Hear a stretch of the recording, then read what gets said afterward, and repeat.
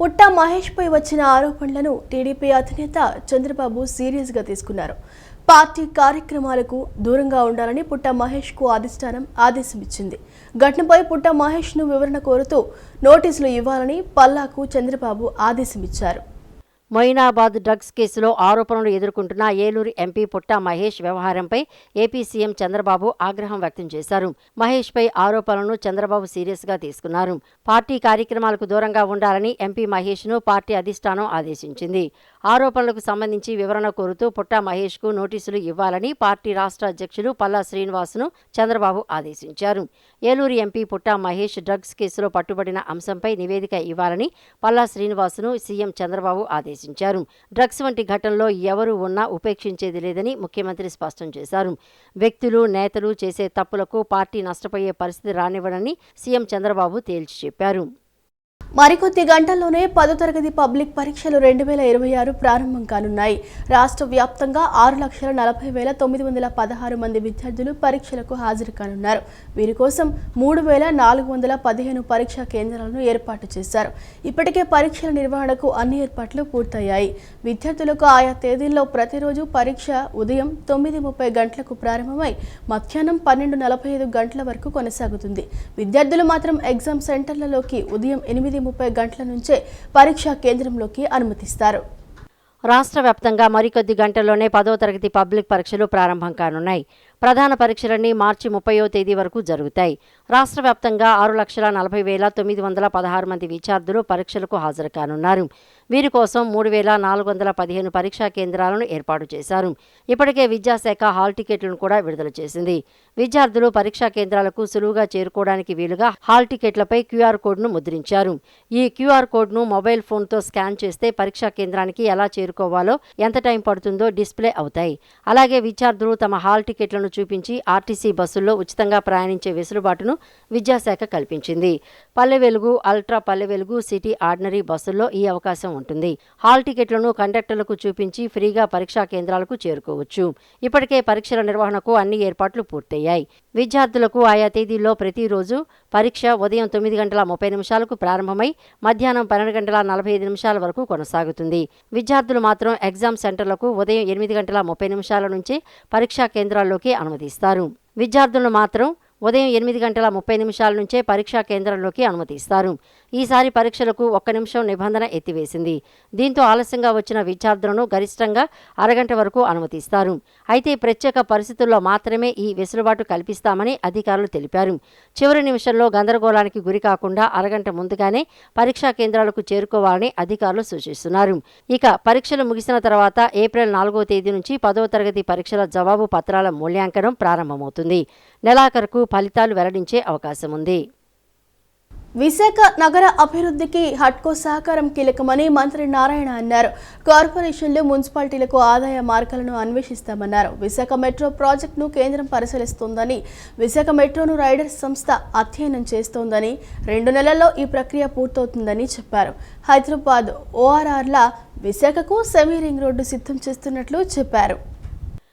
విశాఖలో జరిగిన హట్కో యూవిన్ మొదటి ప్రాంతీయ సదస్సుకు రాష్ట్ర పురపాలక శాఖ మంత్రి నారాయణ ముఖ్య అతిథిగా హాజరయ్యారు. ఈ సందర్భంగా ఆయన మాట్లాడుతూ పట్టణ స్థానిక సంస్థలను బలోపేతం చేసేందుకు మరియు మౌలిక వసతుల కల్పనకు నిధుల సమీకరణలో యూవీఇన్ కీలక పాత్ర పోషిస్తుందని ఆశాభావం వ్యక్తం చేశారు. ఏపీ విభజన తర్వాత హట్కో 51,000 కోట్ల రుణాలు మంజూరు చేయటం శుభపరిణామమని, ముఖ్యంగా టైర్ 2, టైర్ 3 పట్టణాల్లో ఇన్ఫ్రాస్ట్రక్చర్ అభివృద్ధికి ప్రాధాన్యత ఇస్తున్నామని తెలిపారు. ఇక కీలకమైన మెట్రో ప్రాజెక్టుల గురించి ప్రస్తావిస్తూ విశాఖ మరియు విజయవాడ మెట్రోలపై కేంద్రం మరోసారి నివేదిక కోరిందని, వీటిని వీలైనంత త్వరగా ప్రారంభించేందుకు ఇప్పటికే టెండర్ల ప్రక్రియను మొదలుపెట్టామని మంత్రి వివరించారు. అలాగే విశాఖలో VMRDA ఆధ్వర్యంలో సెమీ రింగ్ రోడ్ నిర్మాణం చేపడతామని, గత ప్రభుత్వ హౌసింగ్ ప్రాజెక్టులపై ప్రస్తుతం విజిలెన్స్ విచారణ జరుగుతోందని స్పష్టం చేశారు. Every year lot of changes పాలసీలో తెస్తుంది. అదేవిధంగా మీకు అందరికీ తెలుసు, గౌరవ ముఖ్యమంత్రి నారా చంద్రబాబు నాయుడు గారు మన రాష్ట్రంలో అయితే ఎవ్రీ డే తీసుకొస్తున్నారు. యాక్చువల్గా ఆయన కూడా కేంద్ర ప్రభుత్వం ఎప్పటికప్పుడు ఏమేమి రిఫార్మ్స్ చేస్తుంది, ఆ రిఫార్మ్స్ని బేస్ చేసుకొని ఇక్కడ కూడా రిఫార్మ్స్ చేస్తున్నాం. ఖచ్చితంగా మీరు అన్నట్టుగా ఏంటంటే ఎక్కడెక్కడ ప్రాబ్లమ్స్ ఐడెంటిఫై చేసి వాటన్నిటికి తగ్గట్టుగా పాలసీ చేయటం. Vizag metro rail Vizag metro rail project యాక్చువల్గా ఇప్పుడు కేంద్ర ప్రభుత్వ పరిశీలన ఉంది. వాళ్ళు ఈ మధ్య యాక్చువల్గా మరొకసారి రైడర్స్ దాని విషయం మళ్ళీ ఒకసారి స్టడీ చేయమని ఇచ్చారు. రైట్స్ అనే ఆర్గనైజేషన్కి ఆల్రెడీ ఇచ్చాము. ఒకసారి వాళ్ళు 1.5-2 monthsలో చేస్తారు. అది అయిన తర్వాత యాక్చువల్గా కేంద్ర ప్రభుత్వం డెసిషన్ తీసుకుంటే దాన్ని వర్క్ ముందుకు పోతుంది. టైం డిలే కాకుండా టెండర్స్ ఇచ్చాం, టైం డిలే కాకుండా. బట్ ఆ స్టడీ కూడా మరొకసారి చేయమన్నారు కాబట్టి ఆ స్టడీ చేసేసి వీలైన తొందరలో మేబీ 1.5-2 monthsలో మళ్ళీ వాళ్ళు సబ్మిట్ చేస్తాం. సెక్రటరీ గారిని కూడా యాక్చువల్గా రిక్వెస్ట్ చేసాం. వారు కూడా యాక్చువల్గా ఆ కారిడార్ కూడా చూస్తానన్నారు. వాళ్ళు యాక్చువల్గా కారిడార్ కూడా చూస్తారు. ఇక్కడ విజయవాడలో రెండింటి కూడా చూస్తున్నారు. కాబట్టి వీలైన తొందరలో దాన్ని అప్రూవ్ చేయించుకొని స్టార్ట్ చేసి ఒక 3 yearsలో కంప్లీట్ చేయడం జరుగుతుంది. విశాఖపట్నంలో కూడా యాక్చువల్గా ముఖ్యమంత్రి గారు ఆల్రెడీ ఒక సెమీ రింగ్ రోడ్, బికాస్ ఇక్కడ సీ ఉంది, అక్కడంటే సీ లేదు, అందరూ సీ ఉంది కాబట్టి సెమీ రింగ్ రోడ్ని యాక్చువల్గా ప్లాన్ చేయమన్నారు. ఆల్రెడీ విఎంఆర్డీఏ దాని మీద స్టడీ చేస్తారు. సో మనం ప్రొటెక్ట్ చేసుకోవాల్సిన అవసరం ఉందండి రిజర్వ్ ఫారెస్ట్. బట్ అవి కూడా ఫాస్ట్గా చేస్తారు. ఒక రోడ్డు యాక్చువల్గా రిజర్వ్ ఫారెస్ట్ ఉంది, అందులో కూడా కొద్దిటి నుంచే మొత్తం కాదు. దాని మీద యాక్చువల్గా నేనే డైరెక్ట్గా ఫారెస్ట్ డిపార్ట్మెంట్ అఫీషియల్స్తో మాట్లాడాను. వాళ్ళు తొందరలో క్లియర్ చేస్తా అన్నారు. ఈ మధ్య ముఖ్యమంత్రి గారు కూడా దాని మీద విజయవాడలో రివ్యూ చేశారు. కాబట్టి అంటే ఫారెస్టే కొద్దిగా important, but at the same time ఇబ్బంది పెట్టొద్దని కలెక్టర్స్ కాన్ఫరెన్స్లో ముఖ్యమంత్రి గారు ఫారెస్ట్ డిపార్ట్మెంట్ క్లియర్ చేశారు. ఓటర్ల జాబితా సవరణ అనేది ప్రతి ఏటా జరిగే నిరంతర ప్రక్రియ అని ఏపీ బీజేపీ అధ్యక్షుడు పివిఎన్ మాధవ్ స్పష్టం చేశారు. వ్యవస్థలో అందరూ భాగస్వామ్యం పంచుకోవాలనే ఉద్దేశంతోనే ఈ వర్క్షాప్ ఏర్పాటు చేశామన్నారు. జిల్లా అధ్యక్షులు, జోనల్ ఇన్ఛార్జీలు, రాష్ట్ర ప్రధాన కార్యదర్శులను కలిపి BLA 1లను నియమించామని చెప్పారు. ఎన్నికల సమయంలో ఒక ఎమ్మెల్యే అభ్యర్థి ఓటర్ల కోసం ఎంత కష్టపడతారో అంతకంటే ఎక్కువగా ఈ 90 రోజులు పనిచేయాలని BLA 1లకు ఆయన సూచించారు. ఓటర్ల జాబితా సవరణ అనేది ప్రతి ఏటా జరిగే నిరంతర ప్రక్రియ అని ఏపీ బీజేపీ అధ్యక్షుడు పివిఎన్ మాధవ్ స్పష్టం చేశారు. కొత్త ఓటర్ల నమోదు, అభ్యంతరాల తొలగింపు ప్రక్రియ జరుగుతూ ఉంటుందన్నారు. విజయవాడలో SIRపై ఏపీ బీజేపీ ఆధ్వర్యంలో రాష్ట్ర స్థాయి వర్క్షాప్ జరిగింది. ఈ సందర్భంగా AP BJP chief PVN Madhav మాట్లాడుతూ SIR అనేది బీజేపీ లేదా కేంద్ర ప్రభుత్వం కొత్తగా తెచ్చిన పథకం కాదని తెలిపారు. ఇది 2002 నుండి అమల్లో ఉందని గుర్తు చేశారు. గతంలో కాంగ్రెస్ ప్రభుత్వ హయాంలో కూడా ఇది జరిగిందని వివరించారు. ఈసారి ఆధునిక టెక్నాలజీ వినియోగించడం వల్ల ఓటర్ల జాబితాలో అనర్హుల తొలగింపు ప్రక్రియ పారదర్శకతతో జరుగుతోందని చెప్పారు. బీహార్ ఎన్నికల సమయంలో దీనిపై పెద్ద ఎత్తున చర్చ జరిగిందని గుర్తు చేశారు. ప్రతిపక్షాలు దీనిపై అనవసర రాద్ధాంతం చేశాయని చెప్పుకొచ్చారు. పార్లమెంటులో ఈ అంశంపై స్పష్టతనిస్తూ ప్రతిపక్షాల విమర్శలను కేంద్ర హోంశాఖ మంత్రి అమిత్ షా తిప్పికొట్టారని పేర్కొన్నారు. ఈ సమావేశంలో ప్రధానంగా SIRపై చర్చించామని అన్నారు. న్యూఢిల్లీలోని ఎలక్షన్ కమిషనర్ కార్యాలయం ముందు గత 3 రోజులుగా ధర్నా జరుగుతోందని తెలిపారు. ఇప్పటికే 4 రాష్ట్రాల్లో ఈ ప్రక్రియ పూర్తయిందని, మరో 22 రాష్ట్రాల్లో ఏప్రిల్ 1వ తేదీ నుంచి ఈ మహత్తర కార్యక్రమం ప్రారంభమవుతోందని చెప్పారు. ఆంధ్రప్రదేశ్ సైతం చురుగ్గా పాల్గొనేలా ఈ యజ్ఞాన్ని దిగ్విజయంగా ముందుకు తీసుకువెళ్లేలా అందరూ కృషి చేయాలని ఏపీ బీజేపీ చీఫ్ పిలుపునిచ్చారు. ఏదైతే కొత్త మనందరికీ ఏదైతే SIR ఉందో ఇంతకుముందు ఆల్రెడీ జరిగింది, అది కాంగ్రెస్ హయాంలోనే, అప్పుడు కాంగ్రెస్ ప్రభుత్వ హయాంలోనే జరిగింది దేశవ్యాప్తంగా. కానీ ఈసారి దాన్ని పెద్ద ఎత్తున చేసే విధంగా దాన్ని వ్యవస్థీకృతంగా చేసి సాఫ్ట్వేర్ యొక్క ఉపయోగాన్ని కూడా ఉంచుకుని, సాఫ్ట్వేర్ని ఎప్పుడైతే ఉపయోగించుకున్నారో, పెద్ద స్థాయిలో టెక్నాలజీని ఉపయోగించుకున్నారో, పెద్ద ఎత్తున డిలీషన్స్ అవుతాం మొదలుపెట్టాయి. ఈ యొక్క డిలీషన్స్ కూడా బీహార్ ఎన్నికల నేపథ్యంలో అయింది కాబట్టి ఆ బీహార్ ఎన్నికల్లో UPA ఏదైతే అనేక రకాల రద్దాంతాలు చేస్తూ ఈ యొక్క NDA ప్రభుత్వం కుట్రపూరితంగా చేస్తుందని ఒక అభిప్రాయాన్ని కలిగించి ఒక డిబేట్ రూపంలో తీసుకురావడం కారణంగా అందరి దృష్టి కూడా SIR పై పడింది. కానీ మనం గమనిస్తే ఏదైతే రివిజన్ జరుగుతుందో, రివిజన్లో అన్ని రకాల ఓటర్లు, మనకు సంబంధించిన ఓటర్లు కూడా చాలా మంది తొలుగుతున్నారు, అనేక మంది ఇతర ఓటర్లు కూడా తిరిగిపోతున్నారు. కానీ బీహార్, అస్సాం, అలాగే ఇప్పుడు జరగబోయే వెస్ట్ బెంగాల్లో జరిగిన ఏదైతే రివిజన్లో పెద్ద ఎత్తున ఎవరైతే చొరబాటుదారులు ఉన్నారో వాళ్ళని తొలగించే ప్రక్రియ చేయడం జరిగింది. దాని కారణంగా చొరబాటుదారులను తొలగిస్తే ఎవరికి కోపం వస్తుంది? ఈ దేశంలో వాళ్ళు అక్రమంగా తరలించి వాళ్ళు ఓటర్లుగా మార్చి ఓటు బ్యాంక్గా రాజకీయాలు చేసే కాంగ్రెస్ పార్టీకి కంటగింపుగా ఉంది. వాళ్ళని తొలగించే ప్రక్రియ పెద్ద ఎత్తున మనం చేస్తున్నాం. జిల్లాలో P4 కార్యక్రమం విజయవంతంగా అమలవుతోందని, మార్గదర్శకుల చేయూతతో బంగారు కుటుంబాల జీవితాల్లో మార్పు వస్తోందని జిల్లా కలెక్టర్ డాక్టర్ జి లక్ష్మీస పేర్కొన్నారు. సీఎం చంద్రబాబు పిలుపుతో పారిశ్రామికవేత్తలు, సేవా తత్పరులు పెద్ద ఎత్తున ముందుకు వస్తున్నారని అన్నారు. జిల్లాలో ఇప్పటికే 5,000 మంది మార్గదర్శులు రిజిస్టర్ అయ్యారని ఈ సందర్భంగా తెలిపారు. జిల్లాలో P4 కార్యక్రమం విజయవంతంగా అమలవుతోందని, మార్గదర్శుల చేయూతతో బంగారు కుటుంబాల జీవితాల్లో కొత్త వెలుగులు నిండుతున్నాయని, ఇంత మంచి కార్యక్రమానికి ఇండియన్ రెడ్ క్రాస్ సొసైటీ జిల్లా శాఖ అందిస్తున్న భాగస్వామ్యం గొప్పదని జిల్లా కలెక్టర్ డాక్టర్ జి లక్ష్మీస అన్నారు. విజయవాడ గాంధీనగర్లోని ఇండియన్ రెడ్ క్రాస్ సొసైటీ జిల్లా శాఖ కార్యాలయంలో P4 కార్యక్రమంలో భాగంగా మార్గదర్శుల సహకారంతో మహిళలకు కుటుంబ మిషన్లు పంపిణీ కార్యక్రమంతో పాటు భవనంలో కొత్తగా ఏర్పాటు చేసిన లిఫ్ట్ను కలెక్టర్ లక్ష్మీస, ప్రముఖ పారిశ్రామికవేత్త చల్లా రాజేంద్ర ప్రసాద్, రాష్ట్ర ఉన్నత విద్యామండలి chairman professor K Madhumurthy, advance aqua biotechnologies chairman doctor P Srinivasulu, IRCS రాష్ట్ర శాఖ చైర్మన్ వైడి రామారావు, జిల్లా శాఖ చైర్మన్ డాక్టర్ జి సమరం తదితరులతో కలిసి ప్రారంభించారు. ఈ సందర్భంగా కలెక్టర్ లక్ష్మీస మాట్లాడుతూ P4తో సహా వివిధ సేవా కార్యక్రమాలను విజయవంతంగా ముందుకు తీసుకువెళ్లడంలో జిల్లా కమిటీ విశేష కృషి చేస్తోందన్నారు.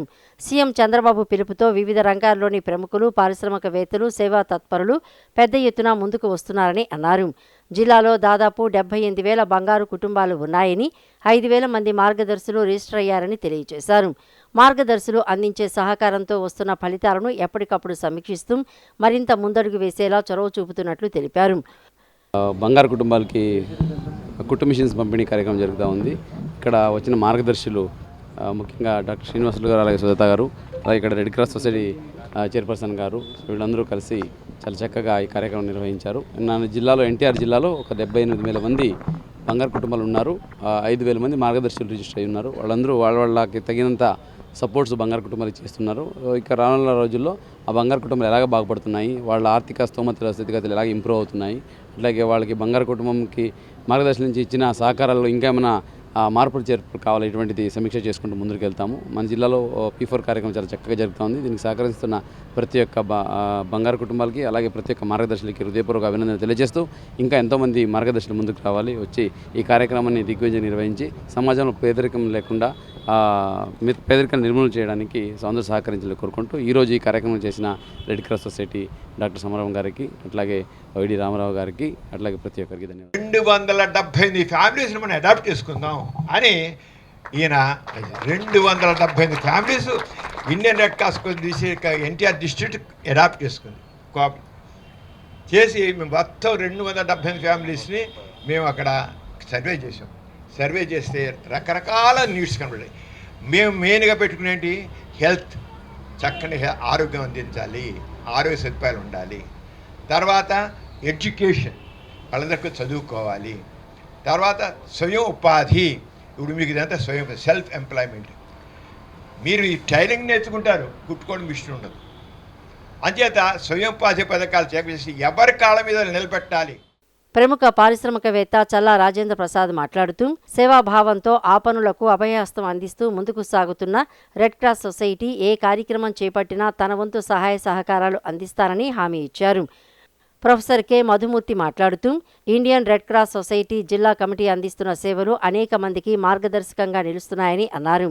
ఇప్పటికే వివిధ రంగాల్లో సేవలందిస్తున్న రెడ్ క్రాస్ సొసైటీ కళాశాల విద్యార్థులను కూడా కార్యక్రమాల్లో పెద్ద ఎత్తున భాగస్వాములను చేయాలని పేర్కొన్నారు. నేటి నుంచి ప్రారంభం కానున్న 10వ తరగతి పరీక్షలకు హాజరయ్యే బీసీ హాస్టళ్లు, ఎంజేపీ స్కూళ్ల విద్యార్థులకు రాష్ట్ర మంత్రి ఎస్ సవిత శుభాకాంక్షలు తెలుపుతూ విద్యార్థులు ఒత్తిడి లేకుండా పరీక్షలు రాసి ఉత్తమ ఫలితాలు సాధించాలని పిలుపునిచ్చారు.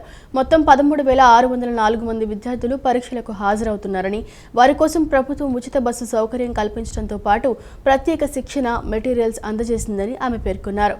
బీసీ బిడ్డల విద్యకు కూటమి ప్రభుత్వం అత్యంత ప్రాధాన్యత ఇస్తోందని, విద్యార్థులు తమ తల్లిదండ్రుల ఆశయాలను నెరవేర్చాలని ఆకాంక్షించారు.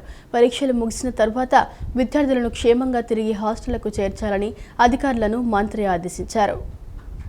నేటి నుంచి ప్రారంభం కానున్న 10వ తరగతి పరీక్షలకు హాజరయ్యే బీసీ హాస్టళ్లు, ఎంజేపీ స్కూళ్ల విద్యార్థులకు రాష్ట్ర బీసీ ఈడబ్ల్యూఎస్ సంక్షేమ చేనేత మరియు జౌళి శాఖ మంత్రి ఎస్ సవిత శుభాకాంక్షలు తెలియజేశారు.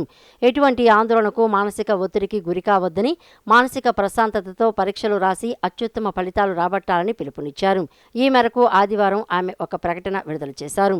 రాష్ట్రంలో నేటి నుంచి ప్రారంభం కాబోయే 10వ తరగతి పరీక్షలకు 13,604 బీసీ హాస్టళ్లు, ఎంజేపీ స్కూళ్ల విద్యార్థులు హాజరవుతున్నారని అన్నారు. వారిలో బీసీ హాస్టళ్ల విద్యార్థులు 8,068 మంది, ఎంజేపీ స్కూళ్ల విద్యార్థులు 5,536 మంది ఉన్నట్లు చెప్పారు. 10వ తరగతి పరీక్షల్లో అత్యుత్తమ ఫలితాలు రాబట్టడానికి బీసీ హాస్టళ్లు, ఎంజేపీ స్కూళ్ల విద్యార్థులకు ప్రత్యేక శిక్షణ, మెటీరియల్ అందజేశామన్నారు. ముఖ్యంగా వెనుకబడిన విద్యార్థులపై ప్రత్యేక దృష్టి సారించామన్నారు. విద్యార్థి దశలో 10వ తరగతి ఎంతో కీలకమన్నారు. తల్లిదండ్రుల ఆశలను నెరవేరుస్తూ ఉపాధ్యాయుల దిశానిర్దేశంలో అత్యుత్తమ మార్కులు సాధించాలన్నారు. పరీక్షలకు మానసిక ప్రశాంతతతో హాజరు కావాలని, ఎటువంటి ఆందోళనకు, మానసిక ఒత్తిడికి గురికావద్దని విద్యార్థులకు మంత్రి సూచించారు. 10th విద్యార్థుల కోసం కూటమి ప్రభుత్వం ఉచిత బస్సు సౌకర్యం కల్పించిందన్నారు. పరీక్షా కేంద్రాలకు హాల్ టికెట్లతో ముందుగానే చేరుకోవాలన్నారు. బీసీ బిడ్డల విద్యకు కూటమి ప్రభుత్వం ఎంతో ప్రాధాన్యత ఇస్తోందన్నారు. బీసీ హాస్టళ్లు, ఎంజేపీ స్కూల్లో మౌలిక సదుపాయాలు, పౌష్టిక ఆహారంతో కూడిన మెనూ అందిస్తోందన్నారు. విద్యార్థులకు ఆరోగ్య భద్రతతో కూడిన విద్య అందించడమే సీఎం చంద్రబాబు నాయుడు లక్ష్యమన్నారు. గత ఏడాది ఎంజేపీ స్కూళ్ల విద్యార్థులు 10వ తరగతిలో అత్యుత్తమ ఫలితాలు సాధించారని అన్నారు. ఈ ఏడాది కూడా ఎంజేపీ విద్యార్థులతో పాటు బీసీ హాస్టళ్ల విద్యార్థులు కూడా 10th పరీక్షల్లో 100% మేర ఉత్తీర్ణత శాతం సాధించి కూటమి ప్రభుత్వ లక్ష్యాలను నెరవేర్చాలని మంత్రి ఆకాంక్షించారు. డీబీసీడబ్ల్యూఓలు, ఇతర సిబ్బంది పరీక్షలకు హాజరయ్యే విద్యార్థుల వెంటే ఉండాలని, పరీక్షలు అవగానే వారిని తిరిగి హాస్టళ్లకు, ఎంజేపీ స్కూళ్లకు క్షేమంగా తీసుకురావాలని మంత్రి సవిత ఆదేశించారు. ఇటీవల అనారోగ్యంతో మృతి చెందిన కేంద్ర మాజీ మంత్రి కావూరు సాంబశివరావు కుటుంబ సభ్యుల్ని ఏపీ ముఖ్యమంత్రి చంద్రబాబు నాయుడు పరామర్శించారు. హైదరాబాద్లో కావూరు నివాసానికి వెళ్లిన సీఎం ఆయన చిత్రపటానికి పుష్పాంజలి ఘటించి నివాళులు అర్పించారు. కుటుంబ సభ్యులతో మాట్లాడిన ఆయన కేంద్ర మంత్రిగా, ప్రజాప్రతినిధిగా కావూరు సాంబశివరావు అందించిన సేవల్ని గుర్తు చేసుకున్నారు. ఈ సందర్భంగా వారి కుటుంబానికి ప్రగాఢ సానుభూతి తెలియజేశారు. చాలా బాగా రాణించాడు. ఆయన డబ్బులు సంపాదించిన తర్వాత ప్రజాసేవ కోసం రాజకీయాలకు వచ్చారు. 5 సార్లు ఎంపీగా గెలిచారు. మచిలీపట్నం, అదే మరి ఏలూరులో గెలిచారు. మేము అప్పుడు తెలుగుదేశంలో ఉన్నప్పుడు ఆయన కాంగ్రెస్లో ఉండేటప్పుడు చూశాను. ఒక మంచి నాయకత్వం, అదే మరి ఎప్పుడు కూడా ప్రజలకు అందుబాటులో ఉంటూ నీతి నిజాయితీగా రాజకీయాలు చేసిన వ్యక్తి సాంబశివరావు గారు. ఆ తర్వాత 2014లో విభజన జరిగినప్పుడు కాంగ్రెస్తో విభేదించి పదవికి రాజీనామా చేశారు. అప్పటి నుంచి బీజేపీలో చేరి దేశ రాజకీయాల కోసం, ప్రగతి కోసం కూడా కృషి చేశారు. నేను చూసినంత వరకు ఒక అరుదైన రాజకీయవేత్త. చాలామందిని చూశాను కానీ నమ్మిన సిద్ధాంతాల కోసం కూడా రాజీ పడలేదు. రెండోది నీతి నిజాయితీ రాజకీయం చేశారు. ఎప్పుడైనా 10 రూపాయలు సొంత డబ్బులు ఖర్చు పెట్టుకున్నాడు తప్ప ఎప్పుడూ ప్రజాధనం పైన ఆశించలేదు. ప్రజల మనిషి, ప్రజల కోసమే పనిచేసిన వ్యక్తి. లాస్ట్ డేస్లో కూడా ప్రజలతో ఉండాలనే ఉద్దేశంతో 14 గంటలు ఇక్కడి నుంచి పోయి గుడివాడ, ఏలూరు అన్ని తిరిగి మళ్ళీ ఇక్కడికి వచ్చాడు. అంటే ఆయనకి ఇబ్బందులు వస్తాయి.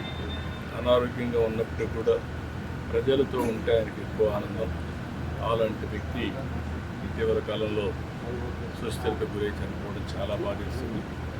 ఏదేమైనా ఆయన లేని లోటు ఎవరు తీర్చలేం. ఆయన ఆత్మకు శాంతి కలగాలి. ఇంద్రకీలాద్రిపై చారిత్రక నేపథ్యం కలిగిన పాశుపతేశ్వర ఆలయ పునరుద్ధరణకు దుర్గగుడి దేవస్థానం కసరత్తు చేస్తోంది. వారణాసి శైలిలో 4 ద్వారాలతో ఉన్న ఈ ఆలయ విశిష్టతను అక్కడ ఉన్న 7వ శతాబ్దపు కిరతార్జునీయ శిలాశాసన ఆధారాన్ని బృందం పరిశీలించింది. త్వరలోనే ఈ ఆలయ పునరుద్ధరణ పనులను చేపడతామని ఈవో వెల్లడించారు. విజయవాడలోని ప్రసిద్ధ పుణ్యక్షేత్రం ఇంద్రకీలాద్రిపై చారిత్రక నేపథ్యం కలిగిన పాశుపతేశ్వర ఆలయ పునరుద్ధరణకు దుర్గగుడి దేవస్థానం కసరత్తు చేస్తోంది. అర్జునుడు పరమశివుడి గురించి తపస్సు చేసి పాశుపతాస్త్రాన్ని పొందిన ప్రదేశంగా భావించే ఈ ఆలయం ప్రస్తుతం శిథిలావస్థకు చేరుకుంది. ఈ నేపథ్యంలో నిన్న ఉదయం దుర్గగుడి EO VK Senanayak, chairman Borra Radhakrishna మరియు ట్రస్ట్ బోర్డు సభ్యులు కాలినడకన కొండపైకి వెళ్లి ఈ ప్రాంతాన్ని క్షుణ్ణంగా పరిశీలించారు. వారణాసి శైలిలో 4 ద్వారాలతో ఉన్న ఈ ఆలయ విశిష్టతను, అక్కడ ఉన్న 7వ శతాబ్దపు కిరాతార్జునీయ శిలాశాసన ఆధారాన్ని బృందం పరిశీలించింది. త్వరలోనే ఈ ఆలయ పునరుద్ధరణ పనులు చేపడతామని, ఇందుకు సంబంధించి ప్రభుత్వానికి ఇప్పటికే నివేదికలు పంపినట్లు ఈవో సేనానాయక్ తెలిపారు. కొండపైకి వెళ్లే మార్గాన్ని సుగమం చేయటం, ఆలయ ప్రాంగణాన్ని అభివృద్ధి చేయటం వంటి అంశాలను దేవాదాయ శాఖ మంత్రి మరియు కమిషనర్ దృష్టికి తీసుకువెళ్లి పనులు వేగవంతం చేస్తామని వారు పేర్కొన్నారు. ఈ కార్యక్రమంలో ట్రస్ట్ బోర్డు సభ్యులు హరికృష్ణ, ఆలయ అర్చకులు మరియు ఇంజనీరింగ్ సిబ్బంది తదితరులు పాల్గొన్నారు. ఆంధ్రప్రదేశ్లోని వ్యవసాయ అనుబంధ విశ్వవిద్యాలయాల్లో గత దశాబ్ద కాలంగా నియామక ప్రక్రియ జరగడం లేదని వ్యవసాయ రంగం యువ శాస్త్రవేత్తలు బాలకృష్ణ, వివిఎస్ కిరణ్, అవినాష్ ఆందోళన వ్యక్తం చేశారు. పదవీ విరమణ వయస్సును పొడిగించేందుకు సన్నాహాలు జరగడం ఆవేదన కలిగిస్తుందన్నారు. వ్యవసాయ రంగంలో నిరుద్యోగ శాస్త్రవేత్తల ఆధ్వర్యంలో ఎంబీవీకే భవన్లో మీడియా సమావేశం జరిగింది. ఈ సమావేశంలో యువ శాస్త్రవేత్తలు బాలకృష్ణ, వివిఎస్ కిరణ్, అవినాష్ తదితరులు పాల్గొని మాట్లాడుతూ 10 ఏళ్లుగా కొత్త అధ్యాపక నియామకాలు చేపట్టలేదని అన్నారు. వ్యవసాయ రంగంలో డిగ్రీలు పొంది అనేక మంది నిరుద్యోగులుగా ఉన్నారని, ఈ నేపథ్యంలో పదవీ విరమణ వయస్సును పొడిగించేందుకు ప్రయత్నాలు జరగడం ఆందోళన కలిగిస్తుందన్నారు. వేలాది మంది యువ శాస్త్రవేత్తలు ఉద్యోగాల కోసం కళ్లు కాయలు కాచేలా ఎదురుచూస్తుంటే నియామకాలపై నెలకొన్న నిశ్శబ్దం వారి భవిష్యత్తును ప్రశ్నార్థకంగా చేస్తోందన్నారు. అవకాశాలు దక్కకపోవడంతో మన శాస్త్రీయ మేధస్సు ఇతర రాష్ట్రాలకు, విదేశాలకు తరలిపోతోందన్నారు. రాష్ట్ర ప్రభుత్వం వెంటనే స్పందించాలని యువ శాస్త్రవేత్తలు కోరుతున్నారు. వివిధ agricultural universities, veterinary universities, horticultural universities, fisheries యూనివర్సిటీతో పాటుగా భారత వ్యవసాయ పరిశోధన మండలిని ఏర్పాటు చేయడం జరిగింది. అయితే ఈ యూనివర్సిటీస్ అన్నీ కూడా భారత వ్యవసాయ పరిశోధన మండలి ఆధ్వర్యంలో పనిచేస్తాయి. ప్రతి సంవత్సరం ఈ యూనివర్సిటీల్లో యూజీ స్థాయిలో, పీజీ స్థాయిలో, పిహెచ్డి స్థాయిలో విద్యార్థులు అడ్మిషన్స్ పొందుతారు. అయితే ఈ పొందిన విద్యార్థులు గత కొన్ని సంవత్సరాలుగా చూసినట్లయితే లక్షల్లో రీచ్ అయ్యింది. అంటే మన రాష్ట్రంలో కానీ, దేశంలో కానీ ప్రతి సంవత్సరం ఈ బీఎస్సీ ఆనర్స్ అగ్రికల్చర్ కానీ, ఎంఎస్సి అగ్రికల్చర్ కానీ, పిహెచ్డి వివిధ వ్యవసాయ డిపార్ట్మెంట్స్లో పిహెచ్డీలు చేసిన వాళ్ళు గణనీయంగా నెంబర్ పెరిగింది. ఈ నెంబర్ పెరగడంతో పాటు అన్ని రాష్ట్రాలు, ప్రత్యేకంగా మన రాష్ట్రం కూడా అనేకమైన సీట్లు పెంచడం ద్వారా విద్యార్థుల నెంబరు గణనీయంగా పెరగడం, అదేవిధంగా బయటకు వచ్చే వాళ్ళ సంఖ్య కూడా గణనీయంగా పెరిగింది. అయితే ఈ నేపథ్యంలో ఒకవైపున ఏం జరుగుతుందంటే, మామూలుగానే భారతదేశం లాంటి దేశంలో నిరుద్యోగుల సంఖ్య నానాటికి పెరుగుతుంది, ఉద్యోగ కొరత ఏర్పాట్లు జరుగుతూ ఉంటే, ఎవరైతే ఈ 60 సంవత్సరాలు వయసు వచ్చినా లేదా 55 సంవత్సరాల వయసు వచ్చినా అబవ్ 50 ఇయర్స్ దాటినటువంటి ఈ అభ్యర్థులు ఎవరైతే ఉన్నారో, ఈ ప్రొఫెసర్స్ ఎవరైతే ఉన్నారో, ఈ శాస్త్రవేత్తలు ఎవరైతే ఉన్నారో, ఈ ఎస్ఎంఎస్లు ఎవరైతే ఉన్నారో, వీళ్ళకెవ్వరికీ వీటి మీద అవగాహన లేదు. ఈరోజు మేమందరం ఇవన్నీ నేర్చుకొని ఉన్నాము, వీటన్నిటి మీద మేము ట్రైన్ అయి ఉన్నాము, వీటన్నిటి మీద మేము వివిధ పరిశోధన పత్రాలను సమర్పించున్నాము. మాలాంటి నిరుద్యోగ యువతకు యూనివర్సిటీల్లో ఉపాధి కల్పించినట్లయితే మేము మరింతగా కృషి చేసి యూనివర్సిటీని ముందుకు తీసుకు. రాజకీయంగా ఎన్ని అవాంతరాలు సృష్టించినా సేవా కార్యక్రమాలు ఆపే ప్రసక్తి లేదని వైఎస్ఆర్ చారిటబుల్ చైర్మన్ యలమంచిలి జయప్రకాష్ స్పష్టం చేశారు. తనపై ఉన్న రాజకీయ ముద్ర సేవా కార్యక్రమాలకు ఆటంకంగా ఉందన్న కారణంగా రాజకీయాలకు దూరంగా ఉంటున్నానని వెల్లడించారు. తాను పదవులు ఆశిస్తే దేవినేని నెహ్రూ హయాంలోనే స్వీకరించి ఉండేవాడినని పేర్కొన్నారు. రానున్న ఉగాది పండుగను పురస్కరించుకుని వైఎన్ఆర్ చారిటీస్ ఆధ్వర్యంలో గన్నవరం నియోజకవర్గంలోని ఎనికేపాడు గ్రామంలో వృద్ధులకు వస్త్రాల పంపిణీ కార్యక్రమం జరిగింది. ట్రస్ట్ చైర్మన్ ఎలమంచిలి జయప్రకాష్ ముఖ్య అతిథిగా పాల్గొని వృద్ధులకు బట్టలు అందజేశారు. ఈ సందర్భంగా ఆయన మాట్లాడుతూ తన తండ్రి ఎలమంచిలి శివనారాయణ జ్ఞాపకార్థం స్థాపించిన ఈ చారిటీ ద్వారా గత 2 దశాబ్దాలుగా సేవా కార్యక్రమాలు నిర్వహిస్తున్నట్లు తెలిపారు. తనను ఈ స్థాయికి తీసుకువచ్చిన తల్లిదండ్రులకు, సహకరిస్తున్న స్నేహితులకు ఆయన కృతజ్ఞతలు తెలియజేశారు. తాను ఏనాడు పదవులను ఆశించలేదని, దివంగత నేత దేవినేని నెహ్రూ వంటి మహోన్నత నాయకుల వద్ద పనిచేసిన అనుభవం తనకు ఉందని గుర్తు చేసుకున్నారు. పార్టీ అని ముద్ర పడితే ఇతర పార్టీల వారు సాయం కోసం రావడానికి ఇబ్బంది పడతారనే ఉద్దేశంతోనే తాను తటస్థంగా ఉంటున్నానని స్పష్టం చేశారు. రాజకీయ బలం అనేది 10 మందికి సాయం చేసేలా ఉండాలి తప్ప ఇతరులను ఇబ్బంది పెట్టేలా ఉండకూడదని హితవు పలికారు. సేవ చేసేవారిని అడ్డుకోకుండా ఉంటే అదే తనకు ఇచ్చే పెద్ద సహకారమని ఆయన పేర్కొన్నారు. ఆ ఉగాది పండుగ పర్వదినం సందర్భంగా మా తండ్రి గారు ఎలమంచిలి శివనారాయణరావు గారి పేరున స్థాపించిన వైఎన్ఆర్ చారిటీస్ ద్వారా ఎంతోమంది వృద్ధులకు గన్నవరం నియోజకవర్గంలోని ఎనికేపాడులో ఉన్న వృద్ధులకు ఈరోజు వస్త్రబహుకరణ కార్యక్రమం చేపట్టడం జరిగింది. చాలా సంతోషం.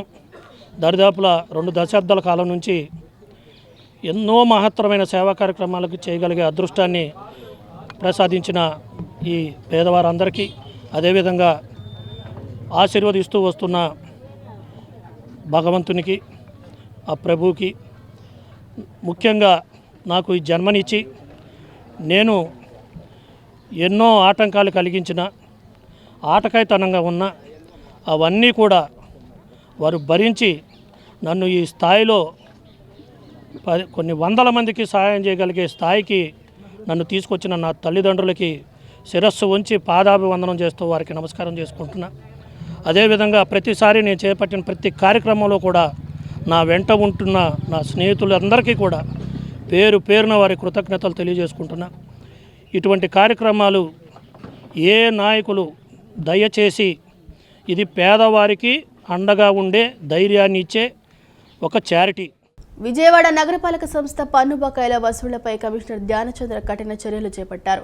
సర్కిల్ 1 పరిధిలో ₹1 కోటి పైగా పన్ను బాకీ ఉన్న అపార్ట్మెంట్ను సీజ్ చేయడంతో పాటు మొండి బకాయిదారుల ఆస్తులకు జేసీబీ ద్వారా రోడ్డు కనెక్టివిటీని తొలగించారు. మార్చి 31 నాటికి 100% రెవెన్యూ లక్ష్యాన్ని చేరుకోవాలని, బకాయిలు చెల్లించని వారి నీటి, డ్రైనేజీ కనెక్షన్లు కట్ చేస్తామని హెచ్చరించారు. ప్రజల సౌకర్యార్థం సెలవు దినాల్లో కూడా క్యాష్ కౌంటర్లు అందుబాటులో ఉంటాయని, వెంటనే పన్నులు చెల్లించి నగర అభివృద్ధికి సహకరించాలని కమిషనర్ విజ్ఞప్తి చేశారు. పన్నుల బకాయిల వసూళ్లపై విజయవాడ నగరపాలక సంస్థ కఠిన చర్యలు చేపడుతోందని కమిషనర్ ధ్యానచంద్ర అన్నారు. సర్కిల్ 1 పరిధిలోని 1 టౌన్, భవానీపురం ప్రాంతాల్లో ఖాళీ స్థల పన్నుల బకాయిలు ఉన్న ఆస్తులపై డిప్యూటీ కమిషనర్ జి సృజన తమ సిబ్బందితో చర్యలు చేపట్టారని అన్నారు. ఖాళీ స్థలం పన్నులు చెల్లించకుండా మొండి బకాయిలుగా ఉన్న ఆస్తులకు జేసీబీ మిషన్ సహాయంతో రోడ్డు కనెక్టివిటీని తొలగించారు. చుండూరు శ్రీనివాసరావు మరియు మాదాల శివ మాణిక్యాలరావు కలిపి ఉన్న ₹62,79,605 బకాయిలను చెక్కుల రూపంలో నగరపాలక సంస్థకు చెల్లించారు. మహేష్ బాబు అపార్ట్మెంటుకు ₹1,23,52,748 పన్ను బకాయి ఉండటంతో సంబంధిత అపార్ట్మెంటును అధికారులు సీజ్ చేశారని అన్నారు. 2025-26 ఆర్థిక సంవత్సరం ముగియనున్న నేపథ్యంలో విజయవాడ నగరపాలక సంస్థ పరిధిలో రెవెన్యూ వసూలను 100% పూర్తి చేయాలని ప్రభుత్వం ఆదేశాలు జారీ చేసింది. ఈ నేపథ్యంలో రానున్న రోజుల్లో పన్నుల వసూలు డ్రైవ్ను మరింత ఉధృతం చేయనున్నట్లు కమిషనర్ తెలిపారు. ఖాళీ స్థలం పన్ను మరియు ఆస్తి పన్ను బకాయిలు చెల్లించని యజమానులపై మున్సిపల్ కార్పొరేషన్ చట్టం 1955 ప్రకారం కఠిన చర్యలు తీసుకుంటారని, అందులో భాగంగా నీటి కుళాయిలు మరియు డ్రైనేజీ కనెక్షన్ను తొలగించి అవసరమైతే ఆస్తులను జప్తు చేస్తామని హెచ్చరించారు. కావున విజయవాడ నగరపాలక సంస్థ పరిధిలోని పన్ను బకాయిదారులందరూ వెంటనే తమ బకాయిలను నగరపాలక సంస్థకు చెందిన క్యాష్ కౌంటర్లలో చెల్లించి నగరాభివృద్ధికి సహకరించవలసిందిగా కమిషనర్ విజ్ఞప్తి చేశారు. ప్రజల సౌకర్యార్థం క్యాష్ కౌంటర్లు అన్నియును మార్చి 31, 2026 వరకు సెలవు దినాల్లో కూడా అందుబాటులో ఉంటాయని తెలిపారు. రాష్ట్రంలో రానున్న 3 రోజులు ఎండలతో పాటు విభిన్న వాతావరణం ఉంటుందని, ద్రోణి ప్రభావంతో శ్రీకాకుళం, విజయనగరం, మన్యం జిల్లాల్లో మోస్తరు వర్షాలు కురిసే అవకాశం ఉందని ఏపీ విపత్తుల నిర్వహణ సంస్థ తెలిపింది. కోస్తాంధ్ర మరియు రాయలసీమలోని పలు జిల్లాల్లో అక్కడక్కడ పిడుగులతో కూడిన తేలికపాటి వర్షాలు పడే సూచనలు ఉన్నాయని వెల్లడించింది.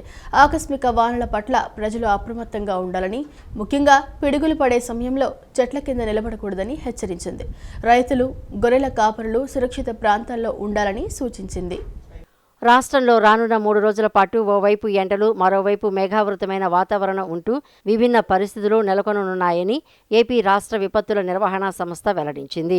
ద్రోణి మరియు నైరుతి దిశ నుంచి వీచే గాలుల ప్రభావంతో శ్రీకాకుళం, విజయనగరం, మన్యం జిల్లాల్లో పిడుగులతో కూడిన తేలికపాటి నుంచి మోస్తరు వర్షాలు కురిసే అవకాశం ఉందని పేర్కొంది. వీటితో పాటు అల్లూరి, పోలవరం, విశాఖపట్నం, అనకాపల్లి, కాకినాడ, కోనసీమ, ఉభయ గోదావరి జిల్లాలు, ఏలూరు, కృష్ణా, ఎన్టీఆర్, గుంటూరు, కర్నూలు, నంద్యాల, అనంతపురం మరియు శ్రీ సత్యసాయి జిల్లాల్లో అక్కడక్కడ పిడుగులతో కూడిన జల్లులు పడే అవకాశం ఉందని సంస్థ తెలిపింది. ఈ నేపథ్యంలో ప్రజలు అప్రమత్తంగా ఉండాలని, ముఖ్యంగా ఆకస్మిక వర్షాలు కురిసే సమయంలో పిడుగుల ముప్పు పొంచి ఉన్నందున చెట్ల కింద నిలబడరాదని విపత్తుల నిర్వహణ సంస్థ హెచ్చరించింది. ఈ వార్త ఇంతటితో సమాప్తం. మరో బులెటిన్తో మళ్ళీ కలుసుకుందాం. అంతవరకు సెలవు. నమస్కారం.